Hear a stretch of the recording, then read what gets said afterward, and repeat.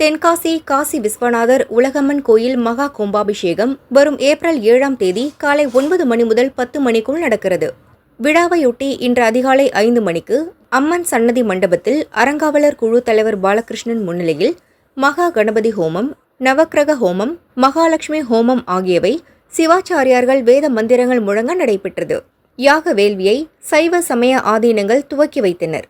ஆதீனங்களுக்கு அறங்காவலர் குழு தலைவர் தலைமையில் சிறப்பான வரவேற்பு அளிக்கப்பட்டது.